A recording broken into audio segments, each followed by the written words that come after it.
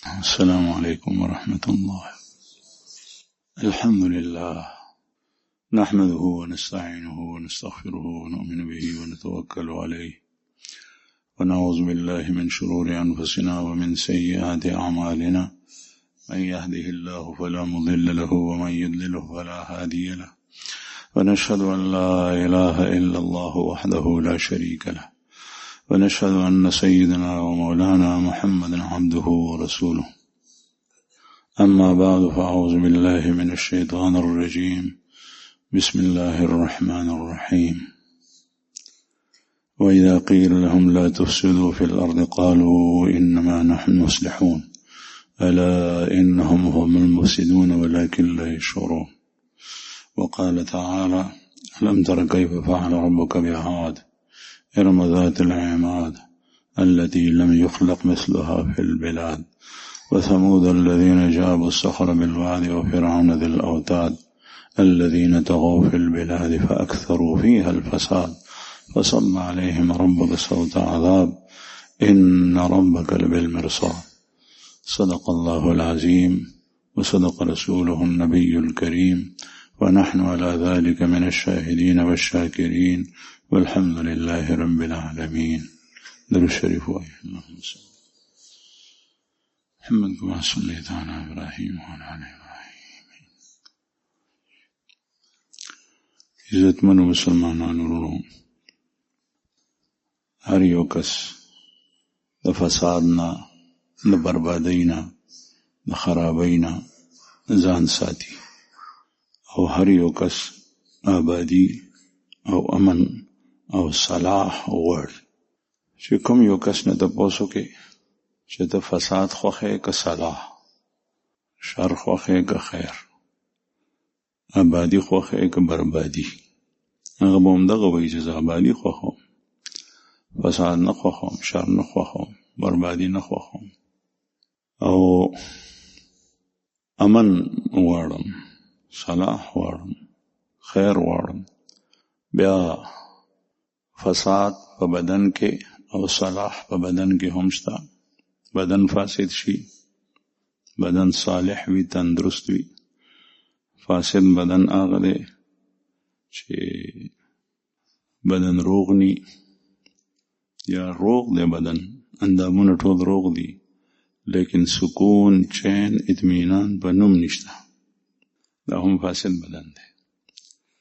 ځکه چې چین او سکون او اطمینان او د اضطرابي کیفیت او بے اطمینانی او بے چینی تعلق د انسان د زړه سره دی. نو اطمینان قلب چې چاته حاصل وي نو زړه روغ دی، او چې مطمئن ني، بے اطمینانی، بے چینی، هغه زړه فاسد دی. نو که د انسان بدن روغ وي چې زړه بے چین دی، قرار نه نیسي، پریشان دی، مضطرب دی، د زړه کې فساد دی. بیا ظاهری فساد هم وي د بدن او باطنی فساد هم وي.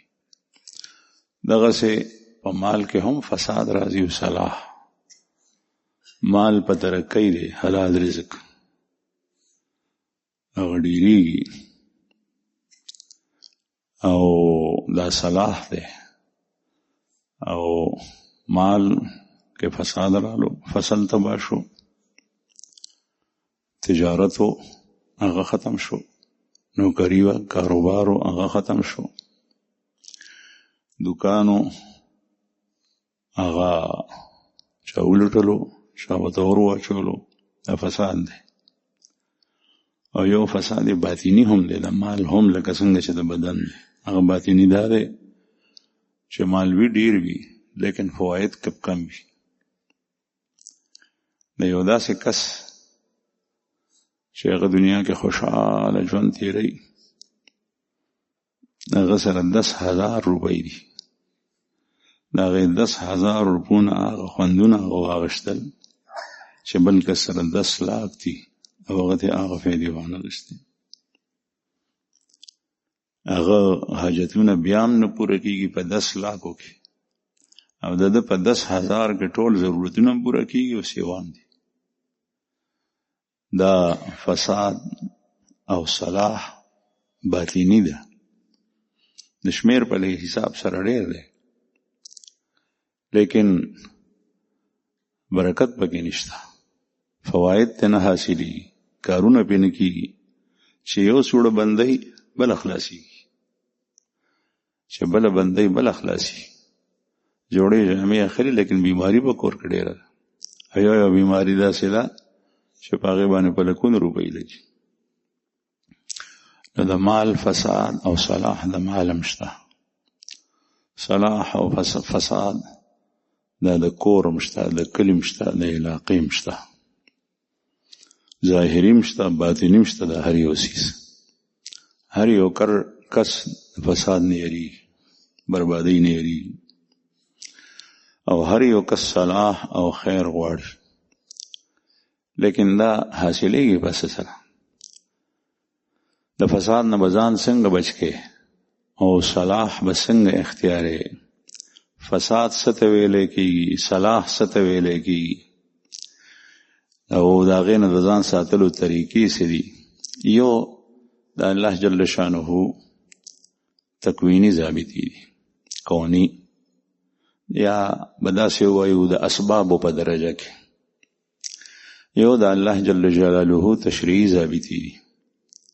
په دې ځمکه کې چې انسان پاتې کېږي، نو الله جل شانه د دې ځمکې نه کونی فایدې اخیستل، لا هم د تشریع فوایدو سره اصولو سره تړلي دي. د انسان د عمل سره تړلي دي. که عمل صالح وو، د دې ځمکې نه فایدې ډېرې اخیستې شي. که عمل فاسد وو، نو د دې ځمکې نه فواید نشي اخیستی. قرآن کریم کې الله جل شانه فرمایي: ظهر الفساد فی البر والبحر بما کسبت ایدی الناس. په اوچ او بلونده برباده او فساد ښکاره شو. ظهر غالب شو، فساد ډیر دی، صلاح کمه ده. ظهور غلبې ته ویلی کېږي. ظهر الفساد فی البر والبحر بما کسبت ایدی الناس. د خلکو د کړو په وجه باندې، د هغې چې په خپلو لاسو څه کړي دي، سبب یې هغه جوړ دی. الله جل شانه فرمایي. نو د انسان د عمل، یعنی د شرعي ضابطې مطابق نه چلیدل، دا د دنیا په فساد کې بنیادی سبب دی. دې باندې شر او فساد مرتب کیږي. تکوینی ضابطې هغه کله معمولی وي، لیکن صلاح ډیر زیات وي. تکوینی معمولی فواید هغه معمولی وي. قرآن کریم کې د مختلفو قومونو تذکره الله جل شانه کړي. زما مخې ته د الله جل شانه کلام پاک قرآن مجید موجود دی. دې کې فرمایي: الم تر کیف فعل ربک بعاد. کیا تو نے نہیں دیکھا کہ تیرے پروردگار نے قوم عاد کے ساتھ کیا. تا کتلی نه دي چې ستا رب د قوم عاد سره څه کړي. قوم عاد دا د نوح علیہ السلام په زمانه پسې تیر شوی. نوح علیہ السلام زمانہ د حضرت آدم علیہ السلام سره نږدې تیر شوی ده. د آدم علیہ السلام په اولاد کې نوح علیہ السلام لومبی پیغمبر دی چې دغه په قوم باندې عذاب راغلی و. د هغې نه مخکې داسې په یو قوم باندې اجتماعي عذاب نه دی تیر شوی. حضرت آدم علیہ السلام تیر شوی و، شیس علیہ السلام تیر شوی دی، ادریس علیہ السلام تیر شوی دی، بیا نوح علیہ السلام رست راغلی. لیکن د دې نه مخکې پیغمبرانو په قومونو باندې عذاب اجتماعي نه دی راغلی. د نوح علیہ السلام په قوم باندې اجتماعي عذاب راغلی او د اوبو عذاب. د اسمان نم اوبه راورېدې او د ځمکې نم ځای په ځای اوبه راوتې. مونږ ورته چړق وایو، چړق. د اسمان نه داسې اوبه راورېدې لکه څنګه چې په منګو او په مټونو په چاټیو باندې سړی وباړي، او د ځمکې نم ځای په ځای ځمکه چاوده اوبه ترې راوتې او ټوله آباد دنیا غرق شوه. بعضې وایي چې ټوله دنیا باندې اوبه وي، بعضې وایي په آباده دنیا باندې وي، کوم ځای چې انسان آباد. حضرت نوح علیہ السلام سره د هغه یو څو مسلمانانو چې هغوی په ایمان راوړی او په کښتۍ کې و، او الله جل شانه په هغه وړه کښتۍ کې د هغې طوفان نه هغوی بچ کړل. هغه خلک یې غرق کړو، د هغوی سره بنګلې وې. نن سبا انسان دا سوچ کوي چې زه به دا عمارت جوړ کړم، زه به دا شی جوړ کړم، زه به دا شی جوړ کړم، دا شی به جوړ کړم، دا به بیا نه ضایع کېږي، نه به هلاک کېږي. ما به په اوړي په ژمي په زلزله کې بچ کوي. بعضې خلک په مضبوطو عمارتونو په اوچتو برجانو باندې ټاورو باندې برقي سلاح لګوي، دې دپاره ولګي چې کله تندر راځي چې هغه لرې غورځي. بعضې خلک دعوه کوي دا انجینران چې ما دا داسې جوړ کړی دی چې دا زلزلې سره څه نه کېږي. نو هغه ټول منصوبې په خاورو کې او د کشتۍ غونې کمزوری شی چې هغه معمولي اوبه هم که اخوا دېخوا راشي نو هغه پکې ډوبېږي. هغې کې حضرت نوح علیه السلام سره د حیواناتو چې الله جل شانه د کوم څیز د خېجولو امر کړی او سره د هغه کسانو چې د هغې تعداد اتیا راځي، سره د بال بچه څوک مسلمانانو هغې خېجولي، د هغې کشتۍ په هغه اوچتو اوچتو چپو کې د غره په شان چپې وي، په هغې کې دغه کشتۍ الله جل شانه محفوظ کړي. دغه وخت کې د انسان خپل تدبیر، قوت او طاقت، پیسه خرج کول هغه نه لګي چې کله د الله حکم راشي هغې ته بیا هیڅ هم نه ټینګي. په هغې پسې د هود علیه السلام په قوم باندې عذاب راغلی دی. هود علیه السلام قوم دا د حضرت نوح علیه السلام په نسل کې دی او تقریبا هود علیه السلام پیغمبر دی او هغه د نوح علیه السلام په 5مه پیړۍ کې دی، 5م پشت کې دی. دی چې کوم علاقې ته الله جل شانه مبوس کړی نو د هغې قوم نوم دی قوم عاد او د عاد د هغې نیکه نوم و. د دې علاقه نن سبا چې کوم یمن دی هغه جبوتی ته مخامخ د سعودي عربستان جزیرة العرب د هغې یو ګوټ ته کونه ده، د هغه غاړې نه یې راواله تر مسقط عمان پورې دا ټوله ساحلي سمندري علاقه او دې پسې دننه چې نن سبا هغه ریګستانونه دي چې ژوندی انسان پکې دننه روان شي نو بیا پته نه لګي چې ژوندی دی که مړ دی، غیب شي. د دې قوم په زمانه کې د قوم عاد په زمانه کې دا آباد دا دومره ترقی یافته قومو په خپله زمانه کې چې دی ته سړی حیران شي. مونږ وایو چې نن سبا د ټکنالوژي دور دی او داسې بلډنګان مخکې چا چېرته جوړ کړي دي، دا غټې غټې دعوې کېږي. الله جل شانه مخکې دنیا کې هم داسې خلق تیر کړي دي. د هغې جسمانی ساخت څنګه قرآن کریم کې دلته الله پاک فرمائیں التی لم یخلق مثلها فی البلاد، ایسے لوگ شہروں میں ملکوں میں کہیں بھی پیدا نہیں کیے گئے تھے. داسې قوم چرته هم په یو ځای کې نو پیدا شوي او خالق د هر یو څیز الله جل شانه دی هغه په خپله فرمایي. مطلب دا دی چې د دی د جسمانی ساخت غونې بل کس بل قوم نه دی پیدا شوی. دی دومره دنګو ونې ډېرې دنګې وې قد و کاټ او چې څنګه یې دنګوالی و دغسې یې پلنوالی او د عام انسان خو دی ته ګازرې و مولی هم نه ښکارېده، طاقت یې دومره زیات ونې یې دومره دنګه وې. دویم د دی چې کوم دی نو صنعت، تجارت او زراعت، باغونو، فصلونو د هغې آمدن ډېر زیات و. ځای په ځای الله جل شانه چینې دا جاري کړې وې د هغې په باغونو کې. د هغې عمارتونه څنګه وو؟ عمارتونه یې دومره وو چې په غونډۍ به یې وکته، په هغې د پاسه به یې بلډنګ جوړ کړو او بیا هغه ماڼۍ به څو چته به راختې وې. تاسو به وایي چې دا خو هغه زمانه کې سیخ نو سریه نه، نن سبا چې انجینیر صاحب ته ووایو نو هغه د دې انکار کوي. وجه دا ده چې د خپل اصول لی ضابطه ده، د هر زمانې خپل خپل اصول. اوس هم د تیرې زمانې نښې شته دی. په مصر کې احرام مصر داسې آبادی دی، عمارت دی چې د هغې کاڼي د هغې څوکې ته رسېدلي څنګه دي سړی حیران شي. کرین نو، بل یو شی نو، سیمټ نو هغه ټایم کې هغه کاڼي توږلي دي، یو کاڼی څومره دی د هغې حجم او د هغې وزن. او بیا په هغه مخصوص قسم عمارتونو کې چې بهر ګرمي وي هغې کې ګرمي اثر نه کوي، بهر یخني وي په هغې کې یخني اثر نه کوي، په هغې کې یو شی خرابېږي نه، زنګ نه نیسي په داسې ترتیب سره په هغه زمانه کې جوړ دي. د حضرت سلیمان علیه السلام د زمانې مسجد اقصی چې تعمیر شوی دی جوړ شوی دی د هغې کاڼي اوس هم د هغې په لاندیني بنیاد کې او تاخانو کې لګېدلي پراته دي د هغه زمانې نښې. هغه ستنې څنګه دي؟ دا ستن چې تاسو وینئ داسې ستنې د هغې د یو کاڼي دي، کاڼي توږلي دي او نن سبا د سیمټو چې ښه مزېدار پلستر وړکې د هغې نه هغه ستنې ښکلي دي، هغه بیا پر اګمال باندې صفا کړي دي. یو کاڼی په یو ستن کې لګېدلی او غټ غټ کاڼي. نو هغه زمانه کې دا تعمیراتو.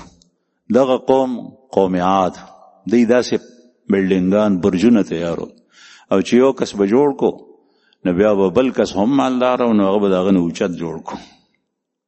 ځکه الله جل شأنه قرآن کریم کې فرمایي الهاکم التکاثر حتی زرتم المقابر، مال کی کثرت کے مقابلے نے تمہیں ہلاکت میں ڈال دیا، ایک دوسرے سے بڑھتے ہو، اس کے پاس اتنا بینک بیلنس ہے، میرے پاس اس سے کم ہے، میرے پاس اس سے زیادہ ہونا چاہیے، وہ اس کو بڑھاتا ہے. دغه شی په پخوا هم په خلکو کې تیر شو. نو چې یو کس به بلډینګ جوړ کو خپله ماڼۍ اوچته بیا به بل د هغې نه اوچته جوړه او کوشش به دا و چې کله مسافر قافلې د بهر نه راځي، هغه زمانه کې لارۍ موټرې نه وي، نو چې ړومبی نظر یې زما په ماڼۍ باندې لګي او هغه زما سره ملمي کفر و شرکو. لیکن بعض انسانی خصلتونه په خلکو کې وو، سخاوت، ضیافت، ملمستیا، دا په دې خلکو کې وه. ځکه چې دا د تفاخر شی هم دی، فخر. یو سړی حجره جوړه کړي او د هغه په حجره کې خلک کینی، غم هم کوي، خادم کوي، او چې څومره ملمانه راځي هغه ته خدای پیسې ورکړي دي هغه لګوي. خو دې کې دوه قسمه ارادي وي، شاته نیت پورې ده. اجر پکې هغه وخت چې کله دا شی لله فی الله وي، لله د الله دپاره وي چې زما رب زما نه راضي شي، او چې کله صرف او صرف د تفاخر دپاره وي چې په قوم کې زه غټ سړی لیدی شم، دغه وخت کې پکې اجر نشته، لیکن خلک هغه ته ښه وایي. ځکه چې خلکو ته فایده رسېږي. دوی به دا ماڼۍ اوچتولې، دا به په دې باندې اوچتولې چې ړومبی زما په کور باندې د خلکو نظر لګي، او بیا چې کله قافلې راځي چې ما څخه راځي، په دې کې به د یو بل سره مقابلې کولې. دا قوم داسې و په خپله طاقتور، د دوی ځمکې فصلونه، زراعت، تجارت هغه هر یو شی. او په دوی کې د عاد په نوسو کې یو کسو بعضې وایي چې زوی و، د هغه نوم شداد و. هغه شداد د هغې د تعمیراتو تذکره قرآن پاک کړي، لیکن تفصیل قرآن کریم نه دی بیان کړی.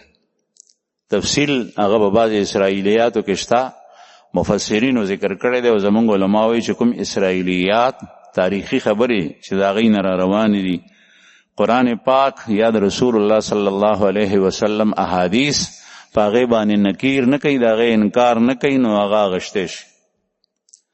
نو په هغې کې راځي چې شداد یو ښار جوړ کړی و او هغې ته جنت وی. هغه چې په کوم ستنو باندې ودرولو د ځمکې نه اوچت جوړ کړی او د هغې ستنې د سرو د سپینو وي، د مختلفو کاڼو وي. په هغې باندې بیا دا ښار ودرولی دی، په هغې کې مختلف قسم ماڼۍ، باغونه، خاوره یې جوړي ده، او هر قسم مارغان، پرندې پکې پریښي دي، او داسې کمرې پکې جوړې کړې وي چې هغې عجیبه ناشنا طریقې. او چې کله د سره د عمراو، سره د وزراو، سره د غټانو مالدارو خلکو هغې جنت ته تلو، نو الله جل شانه دې په هغې په در کې، په دروازه کې سا قبض کا او عذاب رالو د الله. هغه جنت هم زمین بوس شو، هغه ټوله علاقه برباده شو. اول په دی باندې قحط رالو، 3 کاله مسلسل قحط، 3 کاله. او هغه قحط د وجه نه پیغمبر حضرت هود علیه السلام ورته وی چې ګوري د یو الله عبادت کوئ، د یو الله عبادت کوئ، کفر و شرک پرېږدئ. دا څومره ناروا خبرې چې کفر و شرک سره تړلي، کفریات دا ټول پرېږدئ. دې قوم نه منل، وی مونږ چې تا نه کوم معجزات غواړو هغه خو تا څرګند کړي دي. حالانکه هود علیه السلام معجزات خور، معجزه د پیغمبر په لاس باندې چې صادریږي ناشنا کار، هغې ته معجزه وي. رسول الله صلی الله علیه وسلم ته چې الله جل شانه څومره معجزات ورکړي، د بل یو قوم ته نه، لیکن سره د هغې به د مکې کافرو د پیغمبر علیه السلام نه د خپلې خوښې مطابق معجزه غوسته. وی دا غرونه مونږ ته رسرو که، دلته کې اوبه نشته دی، موږ ته د اوبو تکلیف دی، دلته موږ ته سیندونه او دریابونه جاری کړه په دې غرونو کې. الله جل شأنه فرمایل چې ای پیغمبره کدا معجزات ما ته درکړل او تا دې ته دام ورکړل دی بیا ایمان نه راړي، ځکه چې ایمان اصل ایمان بالغیب دی. او کوم یو قوم چې هغه په ضد باندې ودرېږي نو د دې نه پس به د هغې بلې یو خبرې چې اوس دا وکړه. حالانکه رسول الله صلی الله علیه وسلم ته معجزات ورکړی شوي. په غرونو کې چینې روانول د اوبو دا آسان کار دی، د لاسونه چینې جاری کېدل دا ګران کار دی. رسول الله صلی الله علیه وسلم د ګوتو مبارکونه په څومره موقع باندې امام بخاری رحم الله په خپل صحیح کې سیاست په کتابونو کې دا غین علاوه نورو کتابونو کې امام بهقی رحمه الله دلائل النبوه مستقل کتاب لیکلی په معجزات باندې، امام احمد بن حنبل رحم الله مسند لیکلی په هغه کې د معجزات رسول الله صلی الله علیه وسلم ذکر دی. مختلف معجزات د اوبو دا معجزه په مختلفو ځایونو شوې ده. حضرت موسی علیه السلام د اوبو معجزه الله پاک ورکړی و، سخت ګټ ته چې کوم دی نو کونټي را خلاصه کړه هغې نه چینې روانې شوې او رسول الله صلی الله علیه وسلم به د خپل ګوتې مبارکه په لوښي کې کېښوي، په هغې کې به لږې اوبه وي، دا ګوتې به پکې پوره نه ډوبېدې او د دې ګوتو نه به چینې روانې شوې. بیا به ثابت لښکر چې په هغې کې به سوونو کسانو هغوی به هم څکلې، څاروو ته به هم ورکولې او دسونه به هم پې کول او چې چاته به د غسل ضرورت هغه باندې غسل هم کول. نو د الله څخه خو چینې جاري کېدل دا ډېر مشکل دی په نسبت د غرونو د ځمکې. په دې باندې هغه ایمان نه راړو. نو ځکه الله جل شانه فرمایي چې دینه هود علیه السلام ته خپل قوم ووایي چې تا زمونږ زړه مطمئن نه کو، مونږ چې تا نه څه غواړو نو تا هغه خبرې رانړې. نو خبره یې نه منله. نو 3 کاله په مسلسل قحط د اوبو د غوښتو دپاره خانقاهې ته رالل د هغوی څه مشران او د الله نه یې اوبه غوښتې. دې خلکو د عربو کې چې کوم کافر تیر شوي د خدای منلو خو د الله سره به شریک ګرځول. زما عزتمندو الله جل شانه منل پکار دی، خو یو د الله جل شانه صفات په مخلوق کې نشي راتلی. کوم کارونه چې الله جل جلاله کوي هغه مخلوق نشي کولی. لیس کمثله شیء وهو السمیع البصیر. د انسان د نفع او د نقصان مالک صرف او صرف یو الله دی، معبود صرف او صرف هغه دی. سوال هغه نه کول پکار دی، عبادت هغه ته پکار دی، ټیټېدل هغه ته پکار دی.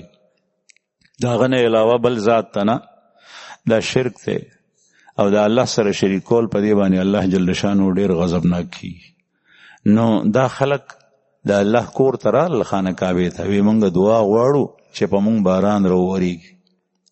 دلته راغلیو او بیا وریځې رالې، هغه وریځې په قوم باندې عذاب راوورولو. بعضې وایي چې دغه خلک بیا نه دي تلي خپل وطن ته، دی واپس تلي مخکې وړاندې. او د صالح علیه السلام قوم سمود هلته تلي دي، هغوی سره یو ځای شوي. نو چې کله بیا دی باندې دویم عذاب راغلو نو هغه د هوا په شکل کې راغلو. زمونږ رب هغه ډېر لوی دی. هوا څه شی دی؟ ښکاري نه موږ ته په نظر باندې معمولی شی دی او نرم شی دی هوا. لیکن دا قوم چې دی جسمانی او مالی لحاظ سره دومره مضبوط دی، الله جل شانه په هوا سره هلاک کړي. 7 ليال و8 أيام حسوما فتر القوم فيها صرعا كأنهم أعجاز نخل خاوية. इनके ऊपर जोर की आंधी चली. 7 ليال و8 أيام اتو رز مسلسل او شپې په باندې سیلۍ چلی ده او غسیلۍ داسې وه چې د هغې هغه دنګې ماڼۍ چې دومره مضبوطې د کاڼو جوړې وې هغه یې راغورځولې او د دې خلکو څاروي هغه به یې اوچت کړل، غټ څاروي په هوا به یې کړل، هغه به ښکارېدل نه دومره وبره لاړل او چې ځمکې ته به راتلو نو بیا به هغه ټوکړي وو.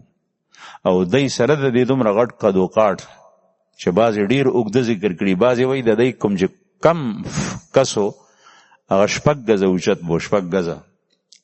نو هغه کسان چې کوم دی نو هغه به د هوا اوچت کړل او بیا به ځمکې ته راخلاص کړل، سره د دومره وزن او سره د مضبوطیا او د قوت او د طاقت هوا هلاک کړي، په هغې کې یو قسم پاتې نه شو. او د قحط سره د دی نه مخکې د هغې فصلونه او باغونه ټول وسوځېدل او په هغې باندې د هغه چې د دی کوم یو ډیم او هغه ډیم تذکره قرآن کریم کې الله پاک کړي، د غرونو اوبه یې جمع کړې وې، ځمکې به یې په هغه اوبه کولې هغه ډیم اوښلیدو، په هغې باندې الله پاک جرو زناور ولګول، منګکانو بازي وي، او هغه ډیم راخلاص شو، د دې علاقې ټولې په هغې سره تباه شوې. نو عرض مې دا کول زما عزتمندو چې دلته خو هر څه و، هر یو شی و. صلاح دا څه ته ویلی کېږي؟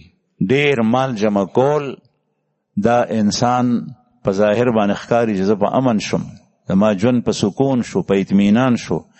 لیکن که چېرې دغه انسان سره د ماله، سره د ماڼۍ، سره د پلازو، سره د بلډینګانو، سره د ټاورو، سره د مضبوط حکومت، سره د لښکر، د الله جل شانه د تشریعي ضابطو چې پیغمبر باندې نازلیږي د هغې خلاف چلیږي، نو دې سره په ځمکه کې غټ فساد دې سره راځي. ظهر الفساد فی البر والبحر، دا فساد راځي، دا الله جل شانه نافرمانی. دلته الله پاک د دې ذکر کړی، الم تر کیف فعل ربک بعاد. آیا ته نه وینې چې الله جل شانه د قوم عاد سره څه وکړل؟ ارم ذات العماد، ارم ذات العماد. بعضې وایي چې ارم نه مراد د دې نیکه دی او د ستنو والا، مطلب دا دی چې هغې خپل قد و کاټ دومره لکه ستنې غټ غټې شوي دنګې دنګې.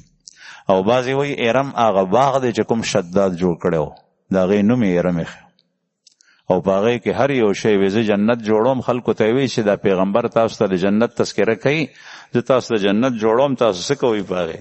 هغه جنت نصیب نه شو. هغه جنت یې په ستنو باندې ودرولی و، لاندې ستنې یې پورته پې د پاسه جوړ کړی و، په کوم ترتیب سره جوړ کړه؟ په هغې کې جواهرات، قیمتي غمی، هر څه دی پکې لګولي و، ختمه یې کړي. التي لم يخلق مثلها في البلاد. دا داسې خلکو چې د دې غونې په علاقو کې په ملکونو کې چرته خدای نو پیدا کړي. دا عمالقه چې یادېږي، تاسو اورېدلي وي، عملیق مفرد دی، عمالقه جمع ده. په شام کې بیا پاتې را پاتې وو، دا همدغه خلکو چې هدی نه تښتېدلي و، شام ته تللي دنګ دنګ. او چې کله موسی علیه السلام ته الله جل شانه حکم وکړو، د مصر نه را روان شوی په وادي تیه کې سره د بني اسرائیلو ته او فرمایل چې د الله حکم دی چې په دې قوم باندې ورشئ، دې سره وجنګېږئ، فتح به الله جل شانه تاسو ته درکوي. نو بني اسرائیل سره د دې چې په موسی علیه السلام ایمان راړو، د موسی علیه السلام دا خبره ونه منله. او قرآن کریم کې د هغې د وینا حکایت الله پاک کړی دی، نقل کړي ده چې اذهب انت وربک فقاتلا انا هاهنا قاعدون. تو چلا جا اور تیرا رب تیرے ساتھ ہے، تم دونوں لڑو، ہم یہاں پر انتظار کر رہے ہیں. مونږ دلته کې انتظار کو ناسیو، ته لاړ شه او ستا رب دې لاړ شو، دا قوم دې وایي، ځکه چې مونږ هغوی سره د جنګېدو وس طاقت نشته. حالانکه شکست ورکول نتیجه ده خو د الله په لاس کې ده. هغه پښتو کې متل دی، وایي د انسان خو ایله واله کول دي، ایله واله کول دي، حرکت کول دي. والذین جاهدوا فینا لنهدینهم سبلنا. د انسان د مسلمان کوشش دی، سعی ده، او سعی تر هغې حده پورې حتی الوسع چې څومره دغې طاقت وي باس دی په هغې باندې مکلف دی، د هغې نه سیوا نه. نتیجه الله جل شانه په هغې باندې مرتب کوي. نو موسی علیه السلام هم ورته ووایي، کوم 12 کسان چې موسی علیه السلام بني اسرائیلو ته استولي وو د عمالقو ته، چې وګورئ په دې ښار کې دا خلک څنګه دی، موسی علیه السلام ورته پټ رپورټ ما ته راوړئ. هغې هم ورته ووایي چې ګوره تاسو چې یو ځل ورشئ نو بیا به الله پاک تاسو ته فتح درکوي. ویې نه، د ظاهري قوت نه اسبابو نه ویرېدل. حالانکه ما تاسو ته عرض وکړو چې د هر څیز نتیجه د الله جل شانه په قبضه قدرت کې ده. دا اسباب الله جل شانه پیدا کړي، دا دنیا دار الاسباب دی. په دې کې اسباب اختیارو د یو څیز د حصول اسباب هم اختیارو، د فوایدو او د ضرر د دفع کولو اسباب هم اختیارو، لیکن دا اسباب نه کار غشتل شرعي حدودو کې دن نه، دا غې نه سیوا نه. ته ګټه کې روپۍ ګټې، پیسې ګټې، او په هغې باندې خپل ضرورتونه پوره کې. نو که چېرې ته محنت مزدوري کې، حلال تجارت کې، حلال دکانداری کې، حلال زمینداره کې، او په هغې باندې ګټې، په دې کې به الله پاک تا ته برکت شي. د دې سبب نه تا خدای نه منې کوي، سره د دې چې ته د شریعت په نور احکام او فرایضو باندې عمل کې. او که چېرې ته داسې کې چې په رشوت باندې د مال حاصله، په سود باندې حاصله، په غلا باندې حاصله ترلاسه کې، په ډاکه باندې او په شوکه باندې حاصله، یا کې مزدوری او تجارت لیکن فرائض پریدي پاغه کې کوتاهی کې، نو صلی الله جل شانه د دې سبب نه تامنی کوي، په دې باندې نتیجه نه مرتب کیږي. کې دې شي چې په دنیا کې د لغونی وخت ستا په سہولت سره تیر شي، لیکن دا سچ باندې چې پاغه پسې دایمي نقصان وي. دا فرعون چې و د تذکره دلته کې مخکې آیت کې ده، په د باندې ټول عمر چرته درد سر نور راغلی، سر درد نو کړي، تبه په نو راغلی. نو دې وی جذبه ګټه کې شم، ځکه چې دا خو دنیا وا، او چې کله بیا غرقېدو نو هغه وخت کې وی چې زوس ایمان راړم، لیکن ځنکدن آثار په شروع شو، آخرت عذابونه په خپل سترګو ولیدل. نو جبرئیل علیہ السلام وته وی چې الان استاد عذاب راړي، دا ایمان راړي، د روغ رمټو روغ صحت حاصلول په دنیا کې دا آخري ټاپ او کمال د انسانیت نه دی چې باز دا انسان کامیاب شو. د دنیا ټوله سرمایه ځان سره جمع کول دا د یو شخصیت او د یو حکومت کامیابی نه ده چې باز دا حکومت کامیاب دی، دا انسان کامیاب شو. مختلف قسم بلډینګان او لارې په خول دا د انسان کامیابی نه ده. دغه مسلمان بیا د دې خلکو د لارو ته، د سړکونو ته، د بلډینګانو ته، د محلاتو ته زیریږي چې هغې زمونږ نه مخکې. که تا سره ایمان وي نو ستا مثال هغسې دی چې څه وخت دا قوم هلاکېدو، د هود علیه السلام دا قوم عاد، نو دغه وخت کې هغه پیغمبر و هود علیه السلام، او د سره منونکي مو یو څو کسان چې چا په ایمان راوړو، او دی په کوم ځای کې پناه غشتي ده تاسو ته پته ده؟ په شپول کې. موږ د شپول وایو، د ګډو د بیزو د راګیرولو چې کوم شپول وي، دا غني خلکو یې کاڼي څه کاڼي پراتو څه غني وي، هغې نه ګیر چاپېر په هغې کې دی دننه ننوتي، د الله په حکم سره وې دې ځای ته دننه شي، په هغې باندې چت نشته، د هغې دیوالونه نشته، هلته غټ غټ بلډینګانو. هغه هوا چې کومې هوا د هغې بلډینګان لړول او غورځول او هغه خلک یې اوچتول او د هغې څاروي اوچتول، دلته کې به هغه هوا په هود علیه السلام او د هغه په منونکو مسلمانانو باندې ډېر په اعتدال سره او نرمه او پسته چلېده چې څنګه انسان ته ضرورت وي. لکه په سخته ګرمۍ کې چې یخه هوا تا باندې چلېږي، ته د خوشحالۍ د ونې سوري ته سړی ناست وي، داسې دی ته چلېده. نو د دې خو دلته کې د دفاع د دنیایي لحاظ سره د نوې ټکنالوژي په رڼا کې څه خاص داسې شی نه جوړ کړی چې هغې کې بچ شوی وي. بیا ولې بچ شو؟ بیا ځکه بچ شو چې دی خدای راضي کړی و، او د دې دنیا خالق الله دی، او د دې واګې د ورانۍ او د آبادۍ ټولې الله جل شانه په خپل قابو کې اغشتي دي. په دې باندې صرف او صرف حکومت او قدرت د الله چلی دی. الله جل شانه بند کړ، لکه څنګه چې نوح علیه السلام الله جل شانه په کشتۍ کې بچ کو، دغسې هود علیه السلام په دې شپول کې د ګډو بیزو بچ کو. او بیا چې کله قوم هلاک شو، یو فرد د هغې پاتې نه شو د کافرو، دا مسلمانان پاتې شو، او هود علیه السلام دی د دلته نه تلي مکې مکرمې ته خانه کعبې ده.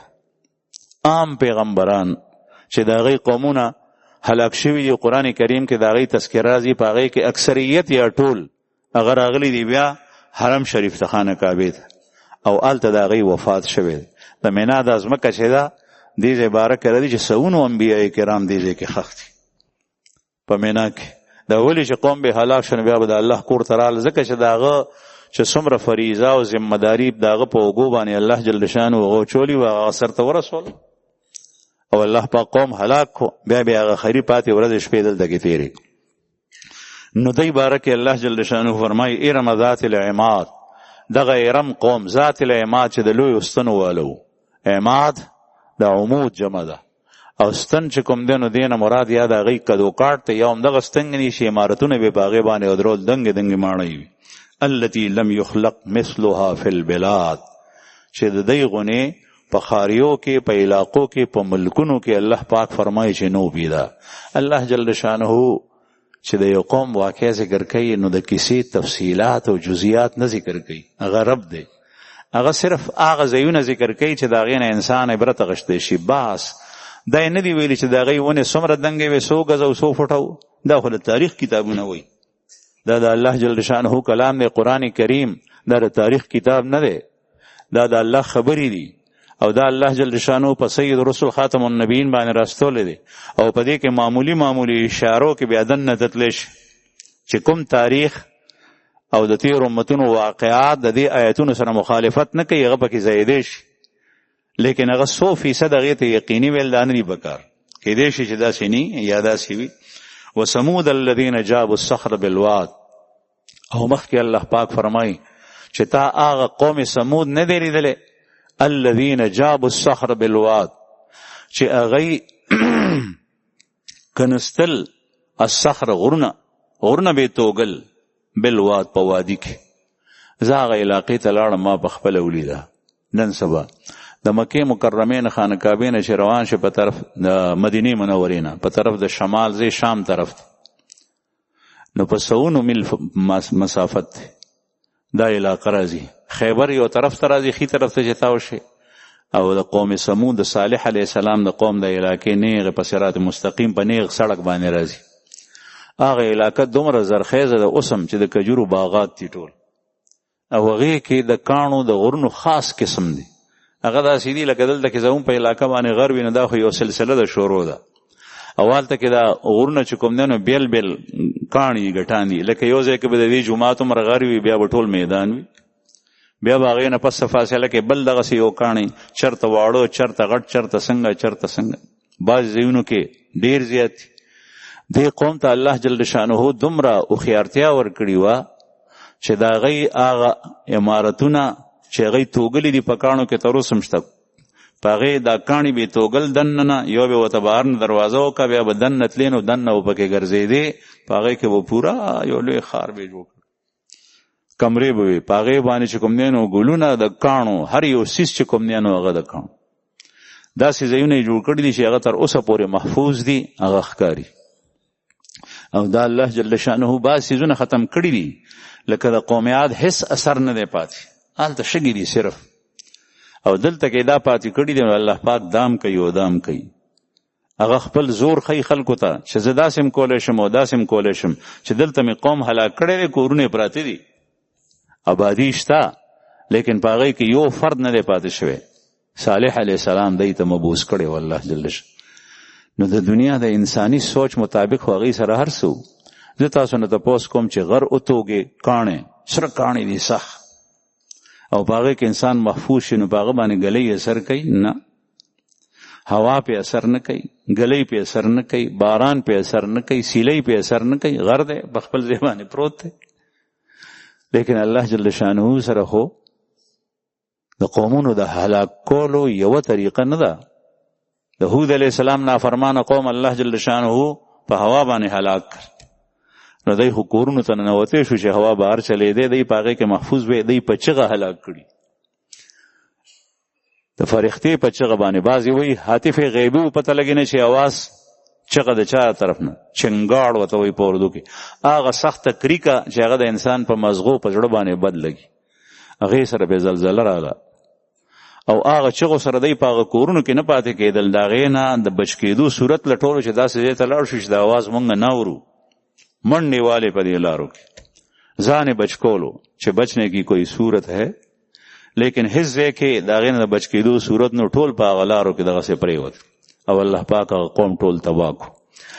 نو ما تاسو ته عرض کولو زما عزتمندو چې د بچ کېدو اسباب خدای سره وو غرونه یې توږلي یو کور به په کلونو کې جوړېدو په هغې به څومره کار لګېدل په لسګونو کلونو کې به یو کور جوړېدو ځکه چې غر توږل اسان کار نه دی هغه زمانه کې هغې سره چې هر څه په چړیو باندې توږل بیا په هغې کې پوره حالونه جوړول کمرې جوړول د ناستې ځایونه جوړول د ملاستې ځایونه جوړول دا هر څه جوړول په هغې کې لیکن سره د دې دومره فن او مهارت دی د الله جل شانه د عذاب نه ځان بچ نه کو وجه سوا ځکه وجه دا ده چې په دنیا کې د اطمینان او د سکون او د آبادی او د امن بنیادی سبب هغه دا دی چې قوم او انسان د الله جل شانه په تشریع ضابطو باندې سم چلیږي. بس الله جل شانه چې کومه طریقه پیغمبر باندې نازله کړې ده چې د خپل قوم ته ووایي چې هغوی داسې چلیږي د الله جل شانه وحدانیت قایل وي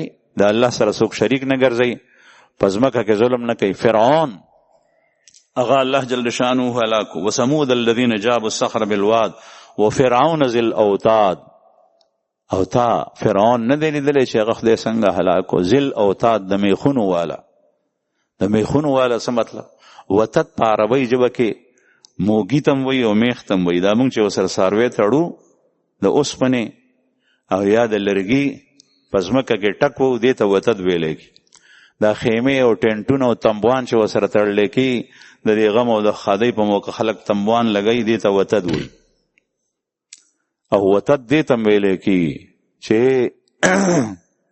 د ځای په ځای د ناشنا خیمې وي. داسې خیمې چې د به سفر کولو چې هغه به د عام محل نه ماړۍ نه هغه خیمې مزیدارې وي. په داسې طریقې سره به هغه لګېدلې وي. بعضې وایي چې د اوتاد مطلب دا دی.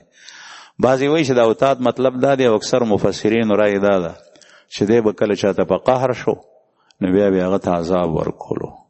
نو عذاب به څنګه ورکولو چې چومیخه به کو په ځمکه به سملولو. بیا به په یو لاس باندې یو میخ د اوسپنې یا د هر څه چې بو په بل لاس باندې میخ په خپه باندې میخ په بل خپه باندې میخ داسې به خور ورکو. بیا به په هغه د پاسه ماران او لړمانان پرېښو. یا به چې کوم دی نو ګرم اوسپنه یا ګرم کاڼي هغه به باندې کېښول. هغې سره به هغه سوځېدو. هغه به نه لاس رپولی شو نه خپه. دا د هغه د ظلم او د عذاب طریقه وه. الله جل شانه دی هلاک. و فرعون ذی الاوتاد.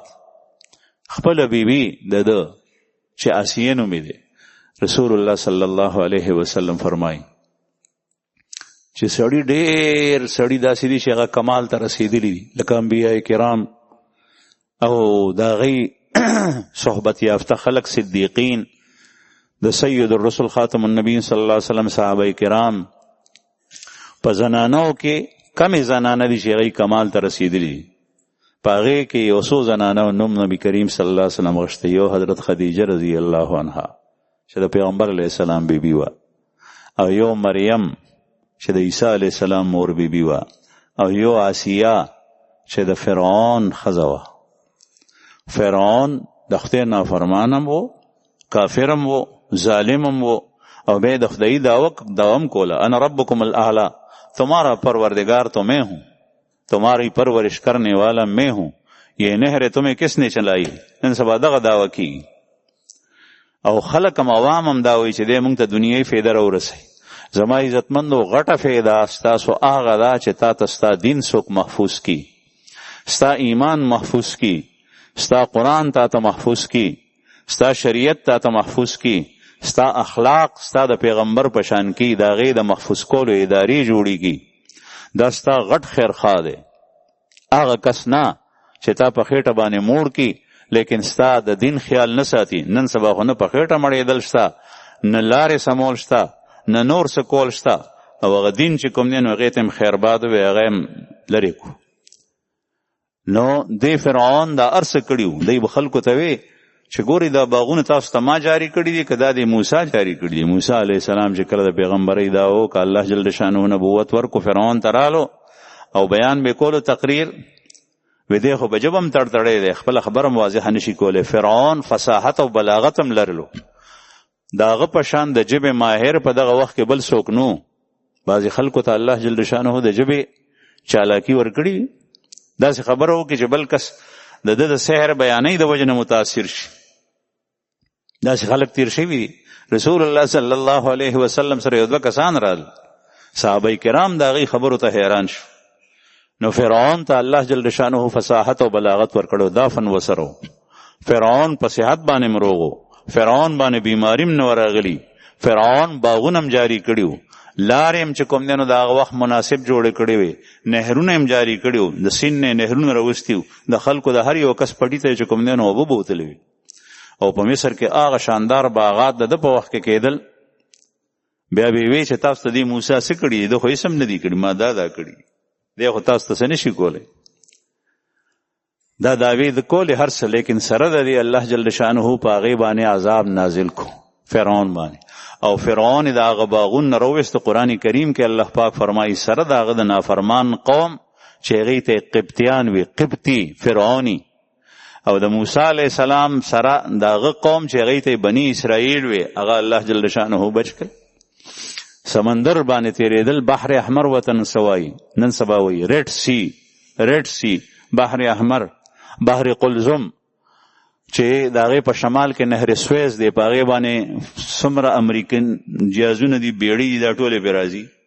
نهر سویز مصنوعي دی انسان کنسته دی دا اوچوا او دا بحر قلزم چې کوم دی نو دا الله جل شانو د مخ کې نه دغه څه پیدا کړی د ځمکې سره په دې باندې چې کله فرعون پورې کېدو نو موسی علیه السلام تا او بنی اسرائیل ته پاغه چې ایمان راوړ او دې سمندر لار ورکا الله جل شانه په حکم اری او شی چلیږي یسبح لله ما فی السماوات و ما فی الارض ہر چیز جو آسمانوں میں ہے اور زمین میں ہے وہ اللہ کی پاکی بیان کرتی ہے. هر یو شی د الله پاکی بیانې داغه ثنا وي ان دا الله په حکم باندې چلیږي دا مارغان دا ونی دا بوټي دا انور دا سپومۍ دا ستوري دا هر یو سمندر هم دا الله په حکم چلیږي. ما تاسو ته مخکې واقع ویلي ابراهیم علیه السلام ملاقات یو بوډا سره شو. بوډا په ابراهیم علیه السلام ایمان و خو لیدلی نو او ډیر نیک سړی او ځنګل کې پاتې کېدو. ابراهیم علیه السلام ورته کور د چته دی وی د سمندر نه د سین نه پورې دی وی ته بیا په سین باندې څنګه ځې په سین د پاسه وړم نو بوډا په سین د پاسه داسې روان شو چې سړی په اوچه څنګه ځي خپه کېدي او خپه لوندېده نه ډوبېده نه.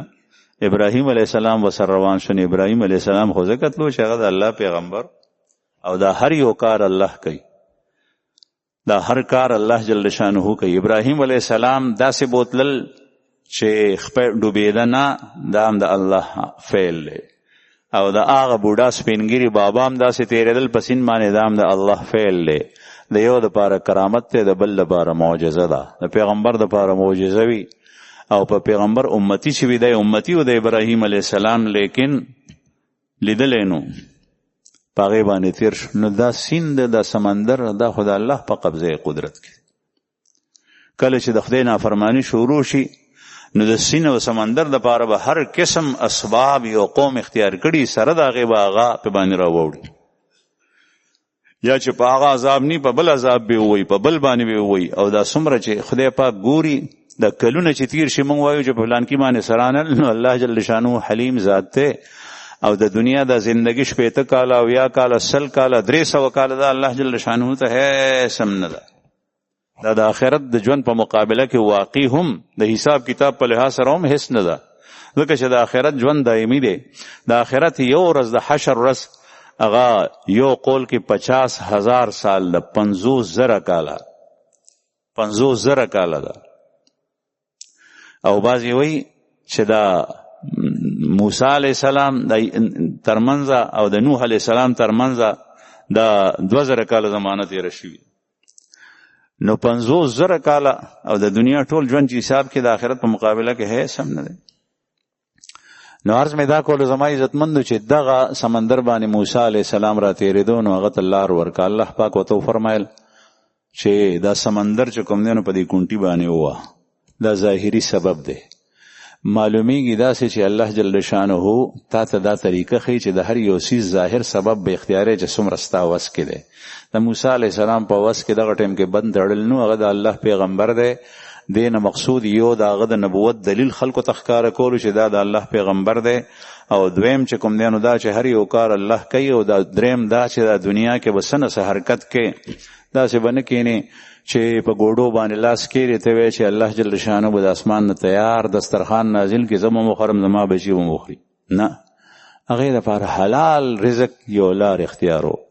حضرت علی کرم الله وجهه سخت یخني د ساړه دی د ساړه په موسم باندې مدینه منوره کې یخې هواګانې چلېدې د ساړه نه بچ کېدو دپاره یو سرمن وکته سرمن مونږ قسمه قسم ګرم څادرونه بنینونه اچولي بیا هم د خدای ناشکري کوو قدر نه کوو چې یا الله شکر دی چې څادر دې راکړی دی یا الله ستا شکر دی چې جرابې دې راکړي دي الحمدلله چې بړستن دې راکړي ده کمبل دې راکړي ده کټ پوزی دې راکړی دی. دا څیزونه مونږ ته داسې ښکاري لکه چې دا هیڅ هم نه. حضرت علی کرم الله وجهه د رسول الله صلی الله علیه وسلم د تره زوی د پیغمبر علیه السلام په کور کې لوی شوی د رسول الله صلی الله علیه وسلم زوم د رسول الله صلی الله علیه وسلم د خاندان کس پر رسول الله صلی الله علیه وسلم باندې ډومبه ایمان راوړونکي بعضی وی علی صاحب دی، بعضی وی ابوبکر صدیق سے اول ایمان راوړي، خو په هلکانو کې ډومبه ایمان په علی صاحب راوړ دی. حضرت شاه ولی الله رحمه الله هم دی قول ته ترجیح ورکوي. بهر حال خو بیا وی الله جل شانه رسول الله صلی الله علیه وسلم په دې خبره مجبور کوم په مکاشفاتو کې او مناماتو کې چې ابوبکر افضل دی. کني ما به افضلیت د علی صاحب ویلو. هغه ذات هغه شخصیت د ګرم یخنۍ نه پټ کېدو بندوبست نشه، نو سرمن وکړه سرمن، لکه څنګه چې دا سړی ګډ حلال کی یا چیلې حلال کی یا بل یو شی حلال کی او سرمن اوچه کی او بیا په هغه سرمن کې دومره سوریه وکړو چې سر پکې ننوتی شو، نیمه په مخ کې راوړل، نیمه په شا او د منځ په پړي باندې وتړل، د کجورو د پاڼو جوړ پړ دې کې ځان ګرم کو. بیا چې کوم دی نو اوګې دومره دی چې کلمې چغار کوي، سشته دی نه د خوراک. په باغونو باندې تیریدون یو یهودي لګیا دی ونه ته اوبه ورکوي او ونه ته اوبه داسې ورکوي چې د رټ نه بوکر وباسي، غټه بوقه وه او هغه اړی بوټي نال کړي دي، نو هغه بوټو ته هغه اوبه اړی. نو حضرت علی کرم الله وجهه دا هغه زمانه کې به د مدینې خلکو باغونو ته دیوال نو تاول، نو دیوال نه داسې سر اوچت کو او باغ ته وکتل، نو یهودي ولیدو، نو یهودي ورته وی چې ای عربي، علی صاحب ته وی سپک لفظ استعمالولو ځکه هغه سره خو پیسه وه. ای عربي، ای بدو، هل لک فی دلو بتمرة، یو بوقه په یو کجوري دانه باندې روباسه راته، یو کجوري دانه بدر کوم، یو بوقه روباسه مزدوری. علی صاحب ورته وی چې او بدن لاړو ویراش بوقه واغشتا او مضبوطو بوقه راستا چې یو بوقه به راوسته کجوره راک کجوره به ته واغشتا به بل راوسته دویمه کجوره بیا دریم دا موټه ډک شو به وته بوقه پرې خو بس زما کار شو. دا مسلمانان دا صحابه کرام بهرحال کومګه دان شو کوله خیر دی، ته ځان سره مال دومره جمع کا چې بل ته محتاج نه، د بل ته تذلیل نه ځانو ساتي، لیکن لار خو حلال اختیار کا. د مال د وجه نه خو د الله د دین نه غافل کېږه ما، د آخرت نه غافل کېږه ما، ډیر دي شي تا سره خې کپړې اچو خې پیزار اچو، لیکن الله جل شانه حکم ته ترجیح ورکه د خپل نفس په خواهش باندې، د ښځې په حکم وینا باندې، د بچو په وینا باندې او د خلکو د رسم و رواج باندې، د الله او د الله رسول ته طریقې ته ترجیح ورکه. بل تؤثرون الحیات الدنیا والآخرة خیر وابقى، مال په سود مګټه، په رشوت مګټه، په غلا غلطۍ مګټه، په غصب مګټه چې پردی ځمکه لاندې کې، ځکه چې ته پټواري ته رسیدې شي تحصیلدار ته او بل غریب رسیدې نشي او تا ورته وی چې لټر اوس پړ د ځمکه د چا ده او فلان کې ډینګړی دا سړی خو زمانه تپوس نشي کولی، تعالی نه که دا غصب دی، هغه دی په یو څو پیسو باندې راضي کو، پردی ځمکه دی لاندې که. اوس هغه کونډه، هغه سپینګیری، هغه ضعیف کمزوری، هغه د خپل بډي تپوس نشي کولی. رسول الله صلی الله علیه وسلم فرمایي چې کوم یو سړی په دنیا کې یو لیش ځمکه د چا لاندې که، دغه ځمکه به په ورځ د قیامت الی 7 ارضین، تر اومې ځمکې پورې د دې یو توق جوړ شي پایي او هغه به د مرۍ کې پرتی او د ده اثر به داسي هغه ځمکې به ټول د مرۍ کې پتی، لکه څنګه چې کړه چاته واچي ټول خلک به د ده په تماشې چې دا په ده باندې څه چل دی، د ده حشر به داسې کېږي. جهنم هغه عذاب بیل دی، په ورځ د قیامت به حشر د حساب کتاب دپاره داسې کېږي. الله پاک دې موږ د دې ذلت او رسوایي نه وساتي. ډېر لوی سپکاوی دلته د خپل عزت دپاره غصب کی، حرام و تلاس کی، دا خو کولی شي که هغه نشي کولی. نو عرض مې دا کول زما عزتمندو چې اصل فساد چې په دنیا کې راځي، نن سبا حکومتونه، ادارې او مختلف قسم تحقیقات او ریسرچ سنټر دا په دې کې لګیا دي چې د انسان فلاح، د انسان سکون، د ملکونو د حکومتونو آبادی دا په کومه کې ده؟ دا د الله جل شانه په حکم منلو کې ده، د رسول الله صلی الله علیه وسلم په اتباع کې ده. هغه یاد ساتئ، هغه قول، وینا او خبرې چې په هغې پسې شاته عمل نی، الله جل شانه څخه نه دي معتبر. یو سړی سهار نه تر ماښامه پورې لګیای موس کوم او موس فرض دی او موس د سحر 2 رکعاته دی فرض او د ماسپښین 4 رکعاته فرض دی او د مازدیګر 4 رکعاته فرض دی او په موس کې دا فرض دی دا واجب دی دا سنت دی دا مستحب دی سهار نه لګیا تر ماسوتنه پورې دی بیان کوي لیکن موس یې نه دی کړي نو دې خبرو سره د موس کی نه لا يعتبر قول الا بعمل بغیر د عمل نه یو وینا نه د معتبر ولا يعتبر قول ولا عمل الا بنیه او قول او عمل دواړه بغیر د نیت نه نه معتبر نن سبا دنیا خلق خخ کارونه کوي ظاهري شکل او صورت خي لیکن نیت ورپسې چې نیت نه دغه سې کې بغیر نیت نه دی معتبر الله جل شانه دی پاغه باندې نسیم نه مثلا په خوب کې دی وسړي د خلینو کلمه کفریه وته نو قصد او اراده او نیت ورپسې شاته نشته نو په دې خدایم نه نسی لیکن په ویخه چې کې پجړه کې د اراده راپورته کی او دغه سه بیا فرمایي چې قول عمل او نیت دا درې واړه نه دي معتبر بغیر د طریقې د سید الرسل خاتم النبیین رسول الله صلی الله علیه وسلم په طریقه چینی زمونږ معاملات چې د پیغمبر په طریقه نه دي معتبر زمونږ غم چې د پیغمبر په طریقه نه دی معتبر زمونږ خادي چې د پیغمبر په طریقه نه دی معتبر زمونږ معاشرت چې د رسول الله صلی الله علیه وسلم د طریقې مطابق نه دی معتبر دا هر څه په هغه زمانه کې تیر شوي دا مړی هغه وخت کې کېدل دا خادي هغه وخت کې کېدی دا خلق مړ کېدل او میراث هغه ټیم کې تقسیمېدو دا معاملات په هغه زمانه کې مو چې تر څو پورې په هغه طریقه نه نو دا ستاده وینا ستاده قول ستاده نیت دا نه دی معتبر که یو سړی غلط نیت وکړو هغه کې دا هغه تاوان مشو او د غلط نیت په وجه باندې کوم نه هر څه سین ته لاړل هندوستړي خدای ناراض الله جل شانه دی مونږ ته د خو پیغمبر صلی الله علیه وسلم اتباع په هر یو کار کې نصیب کړي او مونږ د خدای پاک په دې پوي کې چې زمونږ بربادي او آبادی پس کې ده واخر دعوانا ان الحمد لله رب العالمین